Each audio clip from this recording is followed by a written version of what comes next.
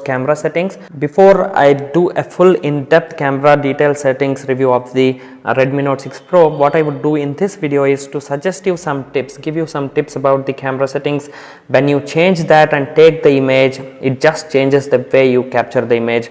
Basically it makes your images sharp, looks very nice, and I'm going to give you some tips also. So make sure you watch the camera user interface. Now what you can do here is to tweak couple of settings which is available right here. So the first thing that you want to change here is the contrast. Make it low, change the saturation to high, and change sharpness to high.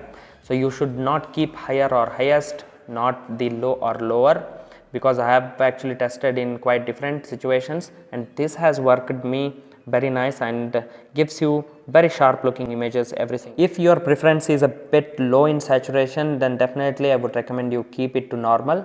Don't make the saturation low because everything looks again pale and boring. You don't want to make that in your images, especially while you are capturing from your smartphone. Important thing here is to reduce the contrast a little bit. Don't take very contrasty images, because if you tend to edit the images later, you can always increase the contrast, but then when you take high contrast images and try to lower it down in editing, just sucks, I would say.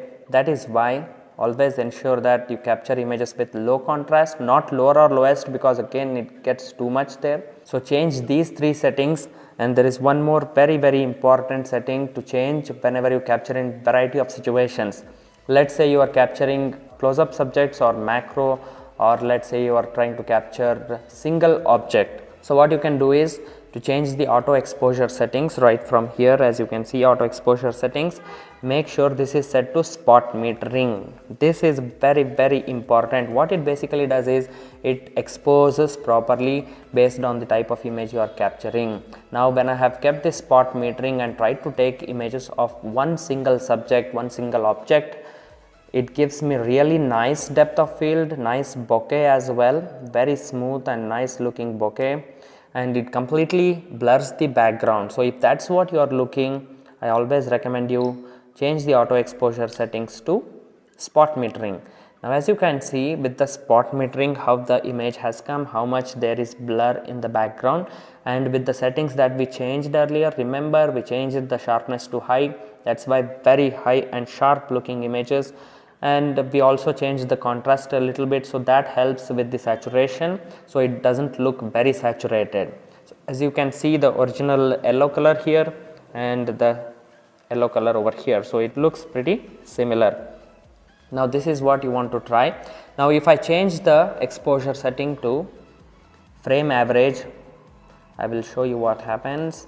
So auto exposure settings, frame average. As the name suggests, frame average, that means whenever you are trying to capture a full frame images, let's say you want full frame to be in focus, only then you use this frame average. Now I'll show you, it doesn't make that much blur to the background, as you will see with this image right now. Let's compare this one with the previous image. This is with the frame average metering, and this is with the spot metering. Just look at how much there is blur in the background, look at the bokeh. So based on this thing, you can set the metering based on your preference. Now let's say you are capturing person's image or doing street photography a lot, then I would definitely recommend you to change this to center weight. So if you are even capturing landscape images, always keep this to frame average. If you are capturing street photography or there are a lot of subjects in the middle of the frame, then I would definitely recommend you keep the center weight. So this is how you expose properly and take images from the Redmi Note 6 Pro. Now Xiaomi gives very nice features such as this one, which helps you tweak a little bit and then get the nice looking images. By default what happens is the images are on the softer side just a little bit, but still it makes a whole lot of difference when you capture it, when you change these settings and then click the picture. Also make sure to change the anti-banding to 60 Hz. So this also helps. This is basically a flickering thing that happens with low light, so it helps when you capture images in even low light. So change that to 60 Hz. So guys, this was just the tip that I wanted to share with you. Do capture the images and let me know in the comment section down below how much the image quality has improved, and I will be making separate detail settings explanation, in-depth review of this Redmi Note 6 Pro in another video, and in one more video I will explain the manual mode.